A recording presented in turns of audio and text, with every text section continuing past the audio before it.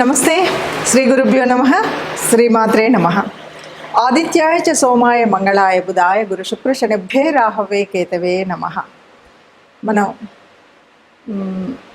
కొన్ని వీడియోల్లో ఇప్పటికే ఒక్కొక్క గ్రహం ఒక్కొక్క స్థానంలో అంటే మనకున్నటువంటి ద్వాదశ రాసులలో అంటే చెప్పాలి అంటే భావాలు అని చెప్పొచ్చు. 12 భావాల్లో ఉన్నప్పుడు వాటి యొక్క ప్రభావం ఎలా ఉంటుంది అనేటువంటి విషయాన్ని తెలుసుకుంటున్నాం. అందులో భాగంగా మరి చంద్రగ్రహం కనుక ఈ 12 భావాల్లో ఉంటే ఎలాంటి పరిస్థితి ఉంటుంది. మరి ముందుగా చంద్రగ్రహణం అనగానే మనకు అర్థమయ్యేటువంటిది మనసో జాత చంద్రమా అంటారు. అంటే మనసు మీద అత్యంత ప్రభావం చూపెట్టేటువంటి గ్రహం ఏదైనా ఉందంటే అది చంద్రగ్రహం. చంద్రగ్రహం అంటేనే మాతృత్వానికి కారణం. ఒక సోదరి భావానికి అంత చెప్పలేం, కానీ ఆ సోదరి ప్రేమకు భావం కూడా ఇదే అని చెప్పొచ్చు, ఒక భావన చేయొచ్చు. ఎందుకంటే చంద్రుడికి లక్ష్మీదేవి సోదర భావం, అలాగే లక్ష్మీ తత్వానికి మనం చెప్పొచ్చు. చంద్రుడు అంటే తెల్లటి వస్తువులు అంటే బియ్యము, పాలు, పెరుగు ఇలాంటి వస్తువులు ఏవైతే ఉన్నాయో వీటన్నింటికి కూడా కారకుడు ఆయనే. అట్లాగే పాడి పంటలకు ఆయనే, నీటికి ఆయనే, వీటన్నింటికి కారకత్వం వహించేటువంటి వాడు చంద్రుడు.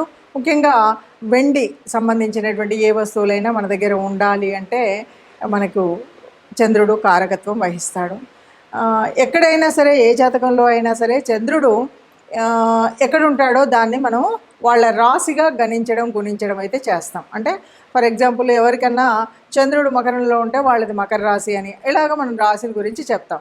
కానీ ఈ రాశి కాకుండా మనకి లగ్నం నుండి చంద్రుడు ఎన్నో స్థానంలో ఉంటే ఎలాంటి ఫలితం వస్తుంది. లగ్నంలో ఉన్నప్పుడు మరి చంద్రుడు ఎలా అంటే చంద్రుడు శుభుడా పాపుడా అని కూడా ఆలోచించాలి. ఎందుకు అంటే చంద్రుడు ఆయనకి స్వస్థానం కర్కాటకం, అలాగే ఆయనకి ఉచ్చస్థానం వృషభ స్థానం, నీచ స్థానం వృచ్చిక స్థానం. ఇలా ఉన్నటువంటి స్థానాల్లో అంటే ఉచ్చంలో ఉన్నప్పుడు కానీ, కర్కాటకంలో ఉన్నప్పుడు కానీ, పూర్ణచంద్రుడిగా ఉన్నప్పుడు కానీ చంద్రుడి యొక్క ఫలితాలు బాగా శుభ ఫలితాలుగా ఇస్తాయి. మిత్రులతో కలిసినప్పుడు శుభ ఫలితాలు ఇస్తాయి. ఇంకో మాట చంద్రుడి గురించి చెప్పుకోవాలి ఏమిటంటే ఏదైనా శుభగ్రహం యొక్క దృష్టి కానీ కలయిక కానీ ఉంటే చాలా తొందరగా ఆ ప్రభావం మీద పడుతూ ఉంటుంది. అలాగే పాపగ్రహ ప్రభావం కూడా అంతే స్పీడ్గా పడుతుంది.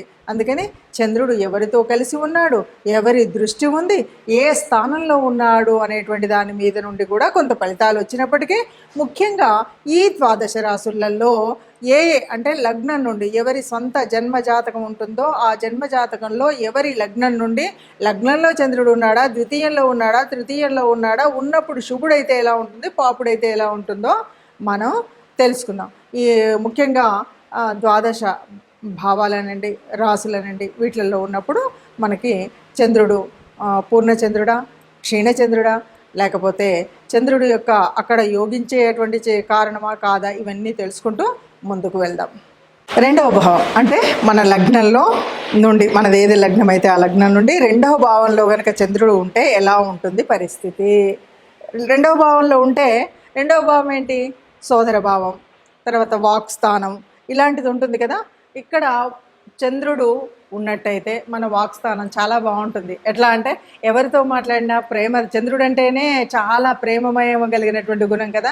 మనకి చంద్రుడు బాగున్నప్పుడు చాలా ప్రేమగా ఎవరితోనైనా హాయిగా ఆనందంగా పలకరించడం, వాళ్ళు కూడా మనల్ని అంత ఆత్మీయంగా అంటే మన పలకరింపు వల్లనే అన్నీ కూడా సరిగ్గా అవుతాయి.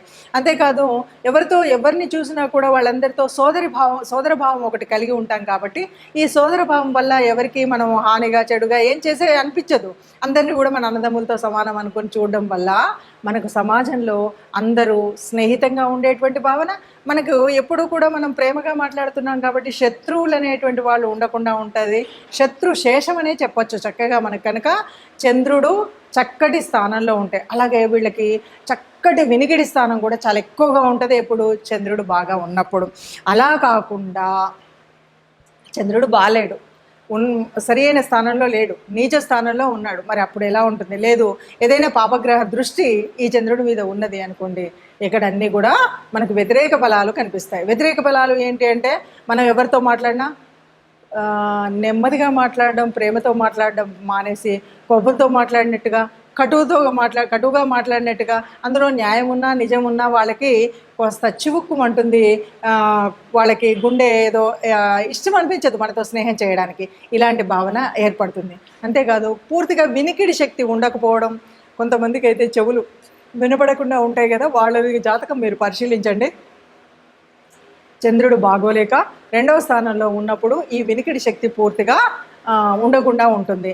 అలాగే సోదరి ఎవరైనా అక్కో చెల్లె ఉంటే కూడా ఆమెతో కూడా మనకు సరి అయినటువంటి సత్సంబంధం ఉండదు. ఇదంతా ఎప్పుడు ఉంటుంది అంటే మన మీద ఏదైనా పాపగ్రహ దృష్టి ఉన్నప్పుడు, పాపగ్రహంతో కలిసినప్పుడు ఇలాంటి పరిస్థితి కనిపిస్తుంది. మనం కనుక 2వ భావం కనుక చూసినట్టయితే 2వ భావంలో మనకి అందమైన చిరునవ్వు ఉంటుంది, అందంగా ఉంటాము, మనం మాట్లాడినప్పుడు ప్రేమగా ఉంటాము, ఇవన్నీ కనిపిస్తాయి. కానీ చంద్రుడు సరిగ్గా లేకపోయినట్టయితే వీటన్నిటికీ వ్యతిరేక ఫలితం. ఎవరితో మాట్లాడినా వ్యతిరేకంగా అర్థం చేసుకోవడం, ఎవరు కూడా మనల్ని ఇష్టపడకపోవడం, ఇలాంటివన్నీ కనిపిస్తాయి. అయితే 2వ భావం అన్నది వాక్స్థానము, గృహస్థానం, ధనస్థానం, అంటే ఏదైనా వెండి అలాంటివన్నీ కూడా మనకు చక్కగా నిధిలాగా ఉండడం, ఇలాంటివన్నీ కనిపిస్తాయి. ఎప్పుడైతే చంద్రుడు శుభగ్రహాలతో కలిసి ఉన్నా, శుభగ్రహాల దృష్టి ఉన్నా మనకు ఈ ధనం కానీ, మనం మాట్లాడేటువంటి మాట తీరు కానీ, ప్రేమతత్వం కానీ, మన మీద ముఖం మీద చెరగని చిరునవ్వు కానీ ఎప్పటికీ ఉంటుంది. అలా కాకుండా ఏదైనా చెడు గ్రహాల దృష్టి ఉండడం కానీ, కలయిక కానీ ఉంటే పూర్తిగా ఆపోజిట్గా మనం ఏది మాట్లాడినా కోపం, తాపం, ఎవరితో మాట్లాడినా కటువుగా మాట్లాడడం, చిరునవ్వు అనేది మాయమవుతుంది. ఎప్పుడు కూడా మొహం మొటమట్లాడినట్టుగా కష్టంగా కనిపిస్తూ ఉంటుంది. నవ్వు అనేది ఉండదు. దీనివల్ల అందరూ శత్రువులుగా తయారయ్యేటువంటి స్థితి ఉంటుంది. ఉన్నటువంటి ఏదైతే మనకున్నటువంటి ధనం ఏదైతే వెండి రూపంగా ఉంటుందో అదంతా కూడా వెళ్ళిపోయేటువంటి పరిస్థితి మనకు కనిపిస్తుంది. ఇప్పటి వరకు మనం చెప్పుకున్నటువంటి వాటిల్లో అంటే చంద్రుడు ఉన్న స్థానంలో ఉన్నాడా, స్వస్థానంలో ఉన్నాడా, లేదు నీచ స్థానంలో ఉన్నాడా, శత్రువులతో కలిసి ఉన్నాడా, మిత్రులతో కలిసి ఉన్నాడా, పాపగ్రహాల కలయిక ఉందా, పుణ్యగ్రహాల కలయిక ఉందా, పాపగ్రహాల దృష్టి ఉందా, శుభగ్రహాల దృష్టి ఉన్నదా అన్న దాని మీద మన ఫలితాలు ఉన్నాయి కదా. మరి ఇలాంటప్పుడు ఏదైనా పాపగ్రహ ఫలితం ఉన్నా, క్షీణచంద్రుడు ఉన్నాడు మనకు సరిగ్గా లేడు అని మనకి ఎట్లా తెలుస్తుంది అంటే ఇంట్లో సౌఖ్యత లేదు తెలుస్తుంది. మాతృ ప్రేమ కరువైంది, లేకపోతే మాతృత్వం, మనము అమ్మ ఆరోగ్యం క్షీణిస్తుంది, అమ్మతో మనకు సరిగ్గా లేదు అన్నప్పుడు మనకు తెలుస్తుంది. మనకు నీటి వ్యవస్థ సరిగ్గా లేదు, భూ సంబంధమైనటువంటి ఇంటికి సంబంధించినటువంటి వ్యవహారాల్లో కొంత చికాకులు వచ్చాయి తెలుస్తుంది. మన దగ్గర ఉన్నటువంటి ఇంతకు ముందే ఉన్నటువంటి నిధి ఏదైతే అంటే వెండికి సంబంధించిన వస్తువులు అవన్నీ ఉంటాయి కదా, ఇవన్నీ మన దగ్గర నుండి నెమ్మదిగా కరిగిపోతున్నాయి, లేకుండా పోతున్నాయి అన్నప్పుడు మనకు చంద్రుడు బాగాలేడు అని తెలుస్తుంది. అన్నిటికీ మించి మనస్థిమితం లేకుండా చేసిన పని ఏం చేస్తున్నానో అర్థం కాకుండా చేసిన తప్పులే చేసి ఇప్పుడు ఏదో అనుకోండి రేపేదో చేయడం, ఇలాగా ఒక స్థిరమైనటువంటి ఆలోచనలు లేకుండా ఉన్నప్పుడు కూడా చంద్రుడు బాగా లేనట్టు. అలా మరి బాగా లేనప్పుడు అంటే బాగున్నప్పుడు మంచి శుభ ఫలితాలే వస్తున్నాయి. మరి బాగా లేనప్పుడు మనం ఏం చేయాలి, ఎట్లా చేయాలి అంటే చంద్రుడు అనగానే మనకు చంద్రగ్రహానికి సంబంధించినటువంటి స్తోత్రాన్ని చదువుకోవడం. ఇంకా ఇవన్నీ చదువు రావు, సంధ్య రాదు, మేమేదో పల్లెల్లో ఉన్నాం ఏదో ఉన్నాము అంటే కూడా ముఖ్యంగా రైతులు అనేటువంటి వారు ఉన్నటువంటి వారైతే ఒక మోదక వృక్షాన్ని పెంచినట్టయితే వాళ్ళకి కొంత పాపం పోతుంది. వాళ్ళకి ఆ చంద్రగ్రహం వల్ల ఏదైనా పీడితమైనటువంటి స్థితి ఉంటే అది పోతుంది అని చెప్తారు. ఇక తెలిసిన వాళ్ళు గ్రహస్థుతి చేయడం, ముఖ్యంగా సోమవారాలు, చంద్రుడికి ఇష్టమైనటువంటి వారం సోమవారం రోజు తెల్లని ధాన్యమైనటువంటి బియ్యాన్ని ఎవరికైనా దానం చేయడము, తెల్లటి వస్తువుల్ని దానం చేయడం, తెల్లటి వస్త్రాలను, ఎందుకంటే చంద్రుడు వస్త్రాలకు కూడా అధిపతి ఆయనే, ఎవరికైనా ఏదైనా తెల్లని వస్త్రం దానం చేయడం ఇలాంటివి చేయాలి. సరే మనకు బాగాలేదు కదా, ఎవరైనా మనకు తెల్లటి వస్తువులు ఇస్తే మనం స్వీకరించకూడదు. తెల్లని వస్తువులు ఎవరైనా మనకిస్తే అస్సలు స్వీకరించకూడదు మనకు దోషకాలం ఉన్నప్పుడు. కొంతవరకు పురుషులైతే కుడి చేతికి, స్త్రీలైతే ఎడం చేతికి వెండికి సంబంధించిన ఏదైనా కడియం లాంటిది వేసుకుంటే కొంత ఉపశాంతి కలిగిస్తుంది. ముత్యాలు, ముఖ్యంగా చంద్రుడికి సంబంధించినటువంటిది ముత్యాలు కూడా ఒకటి. ఆ ముత్యాలు మనం ధరించడం అనేటువంటిది కూడా చేయొచ్చు. తర్వాత తెల్లటి గోశాలలో కనుక తెల్లటి గోవు, అది కూడా స్వదేశీ గోమాత ఉంటే ఆ గోమాతకి బియ్యంలో కొన్ని బియ్యం తీసుకొని అందులో కొంచెం బెల్లం వేసి ప్రతి సోమవారం రోజు మనం గోశాలకు వెళ్ళి ఆ గోమాతకి తినిపించడం.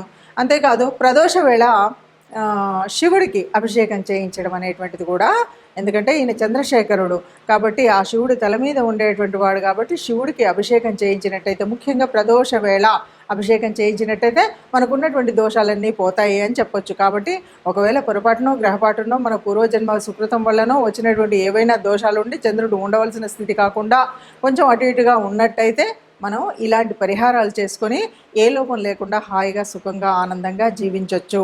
మనం అనుభవించడం అనేటువంటిది జీవిత లక్ష్యం.